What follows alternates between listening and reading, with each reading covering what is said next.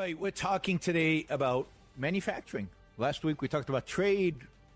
Manufacturing is an important part of this because we're so-called in manufacturing decline in America, and the reason for it, we are told, is because of too much international trade. We're being screwed by all those foreign competitors, right? That's what we're being told. There's more stuff, more value added, more profits, more revenue than ever in manufacturing, with fewer people, with a lot fewer people. Manufacturing jobs peaked in 1979. Noted earlier, 14 years before now, 22 years before China, because most of the manufacturing jobs have gone away because of technology. Because there are a lot of jobs we just don't need because computers are doing them more efficiently, more productively. And because the employees we do have get paid more and are incredibly more productive in what they're producing, in what they're making. Right? 90% of all job losses in manufacturing are due to technology.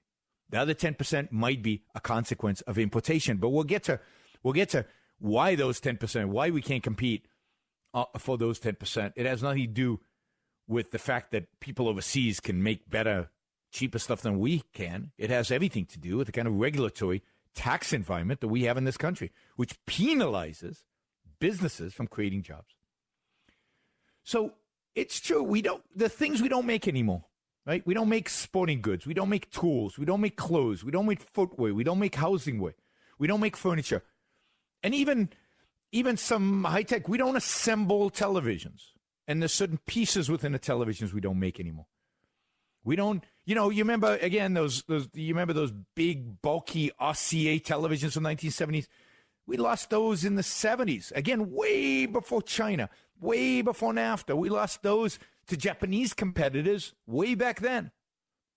The Sonys and the Mitsubishis, and they are now losing it to the Koreans because the Koreans are now more efficient than the Japanese are. And the Japanese were more efficient than we were. And that's driving costs down, efficiency up, our standard of living way up. We're getting cheaper, better products. What do we make? We're really good at high value added products, at products that require thinking, they require the human mind, they require innovation, they require elements of design, of science, of technology. That's what we're really good at, and that's what we excel. We're better at it than anybody in the world. That's what we manufacture. So we've taken the cheap stuff, the labor-intensive stuff, the stuff that requires muscle, and we've exported a lot of that. We've outsourced a lot of that. And what we've kept in the United States is the real value-added stuff, the difficult stuff, the stuff that really requires the human mind. So we produce airplanes, complex things. Airplanes are complex. We produce medical devices. 70% of all innovation in healthcare happens in the United States. 70%. Medical devices, pharmaceuticals. We're great at chemicals, particularly the more complex ones. We have sophisticated machinery, not the simple stuff, but the really sophisticated machinery we export to the world. We're really good at biotech. We're really good at manufacturing certain parts, the really high-value parts that are required within a computer. Not the computer itself, the screen, putting it all together. That's muscle. But where you really need precision and where you really need the mind, the human mind, that's what we produce. That's what we create. That's what we build. That's what we make. The simple stuff, textiles, clothing, we imported, we outsourced that decades ago. And again, we started outsourcing that way before NAFTA and China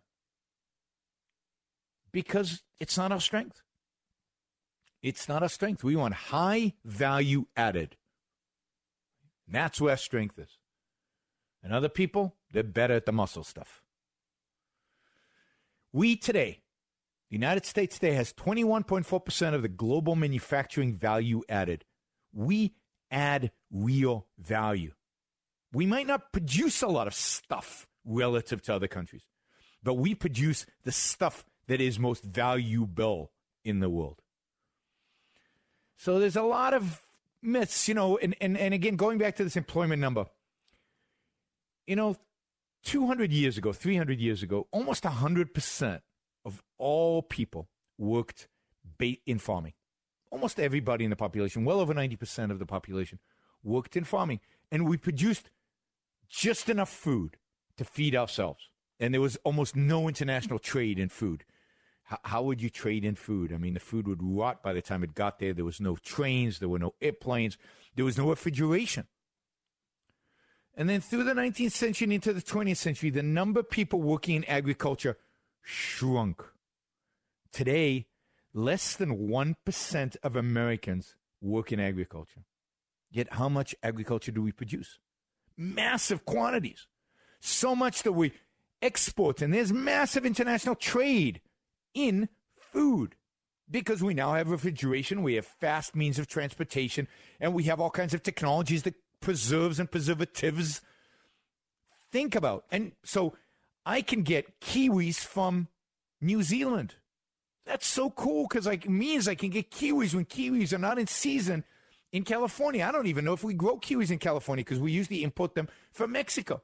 And this is great. Think again of how this massive amount of trade in food enhances the quality of our life. And in California, we make almonds. Now, whether we should or shouldn't, given that it's subsidized.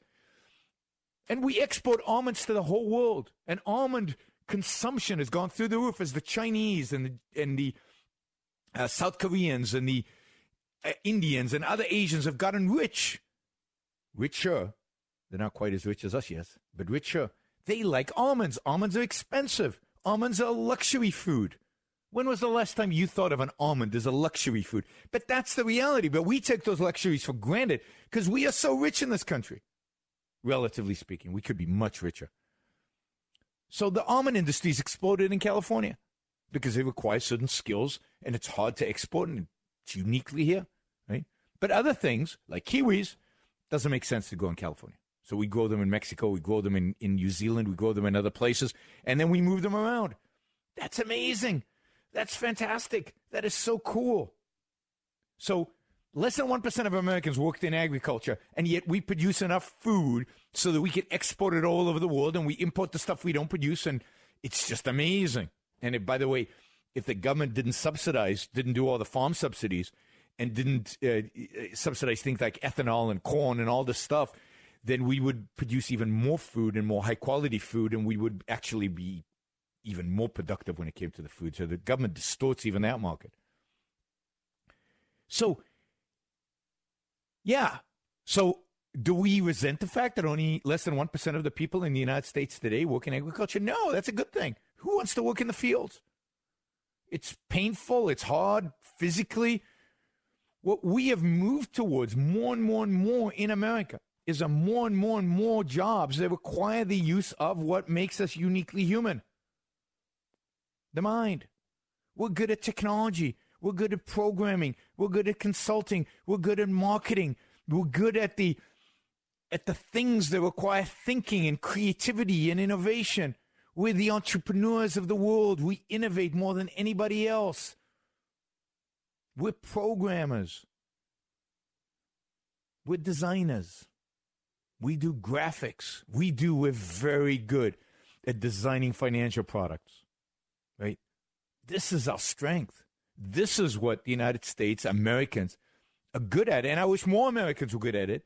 And that has to do with the educational system. I wish we had an educational system that encouraged people to be engineers and scientists and innovators and creative designers and, fashion and all kinds of stuff, right? We're good at that stuff if we have a good educational system, which we need to improve dramatically, right? But we don't need to work with our muscles. So manufacturing jobs are declining. They're going to decline a lot more. We're going to live in a world soon, where there's going to be almost no manufacturing jobs. Robots are going to make most of the stuff. And I'm not worried about that world because new jobs will be created that we can't even imagine today. New opportunities to make money that we can't even imagine today. All right. You're listening to Unique.